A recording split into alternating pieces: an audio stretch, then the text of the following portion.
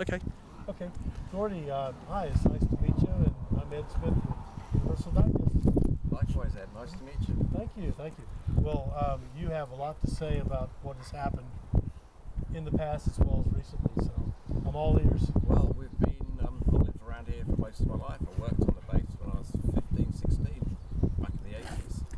But we've had several strange instances here over the years. Personally, there was one right near the East Gate about 5-6 years ago. There was 4 of us. We stood just by that barrier there.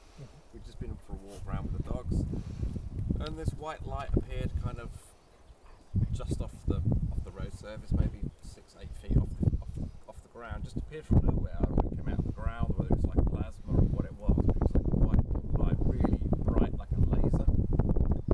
And it went up and it split into 2, like red and a blue ball of light, pin sharp, extremely bright. And then it just kind of took off in either directions, just split, and that was that. Disappeared. And like, wow, you know, that was cool. Don't see that every day. And then 2 weeks ago, is now what, beginning of April. So 2 weeks ago we were walking around on Sunday evening, and we approached the cottages, which they call Cape of Green, but Cape of Green is the next few, but everyone calls it Cape of Green. And I kind of noticed this really large yellow ball of light which looked like a bonfire. It was about 300 yards away, and it was like probably 4 or 5 foot tall, big yellow ball of light, but it was like bonfire shaped, you know. And beside it there were 2 other lights, and they were moving in a vertical ellipse pattern like this. They weren't going round it, they were going this way. Wow. And I thought, well, if it was someone with a flashlight, then they would be walking around the bonfire. But because it was going this way, I don't think people walk in that kind Up of in way. the air and then back down. No, so it was there for a minute, 2, 3, maybe 4 minutes, doing the same thing, and I called the group of people over, and we all saw it. Unfortunately, because people using flashlights, something happened to it, and it faded out. It just faded out to nothing. Now, if it was a fire, someone poured water on it, it would be embers, sparks, smoke, whatever. There was nothing. It just dimmed to nothing, and then it left like a white glow, like just a very, very faint, hazy white glow around it. And that was that, and it never came back, whatever it was. You say you were with Brenda and Ronnie? No, I was with Brenda, Bev, and this guy Steve. Okay. He lives locally as well. So we all saw it. And Brenda actually went back there yesterday to the location. All that's there is sand. There's no evidence of a fire. It's just sand on the ground. If I can just add to that, if I may, we had an interview with Dermot yesterday, and there's a couple of things that tie quite neatly into that during the High Strangeness of '97, and you know what that year was like. For anyone who's listening to this interview now, the location we're standing at is near the gate. You can see it between Ed and Gordy, just behind them there. And if we look to the right, we go up there, and that's towards the east gate. And then back behind Gordy, there's a copse of trees, kind of roughly where that red car is. Behind there, back in '97, I came down here with a young lad called Andrew, and we also saw what we described on the interview yesterday before we met you as something as the size of a bonfire. And it was this appeared to us to be silently crackling, I mean visually crackling with yellow and sort of green light at the time. And we pulled the car up, and Andrew started getting quite scared, so I didn't want to leave him because I wanted to walk into the forest and see, because it was only a few yards in.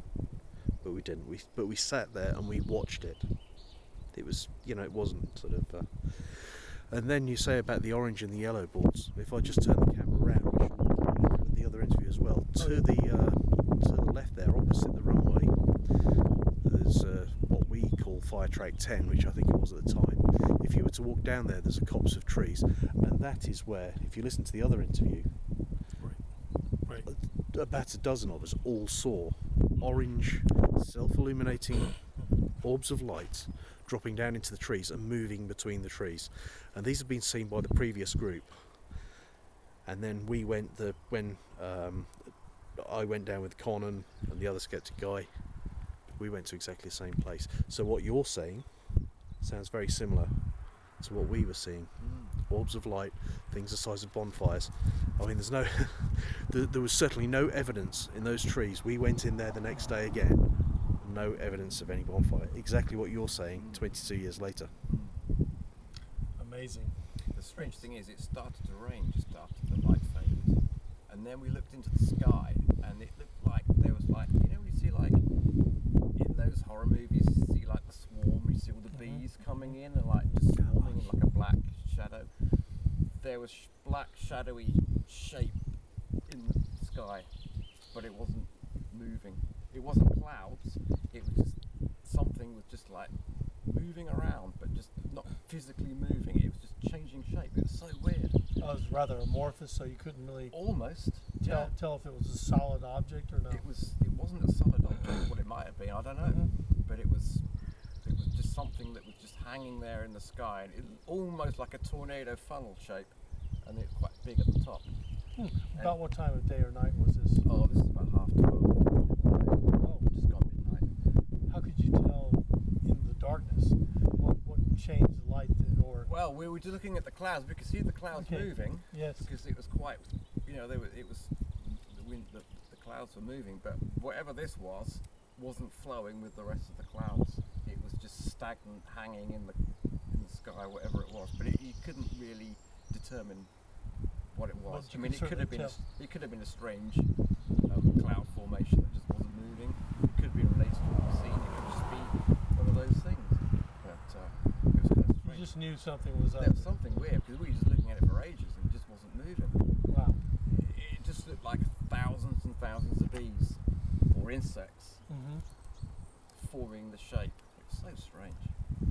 Well, Really that's very weird. interesting. I've seen nighttime shapes similar to that in the past, and it could be anything, or it could just be a darker cloud Yeah, that's moving with the other clouds. sure. Could be. But I don't know. We get that sixth sense sometimes that there's something up there we don't know what it is. Yeah, So that's what you yeah, mean. yeah. It was really weird. Wow. I mean, it looked like almost like a tree in the night, but there's no trees down there, and if there were, it would have been 400 or 500 foot tall. Because we were standing here, at least from where that house is over there, Woodbridge. Oh yeah. And but it was up in the sky, so it would have been, you know, not trees. Well, it was cool. You know, it was whatever it was what it was. But usually dogs pick up on stuff, especially Alfred. He picks up all kinds of stuff. Duke doesn't really care. She gets scared, she'll hide. But he will go into like crazy mode, and sometimes I can't even hold him down. He'll be up on his hind legs like this, and he'll be screaming. We had an incident over here looking back one night, and I recorded it audibly on my other phone.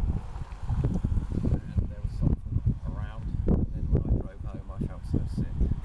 Hey Gordy, just while I remember, you point to the thing over there again. Famous fire track 10. Do you remember the after the conference when the film crews came down?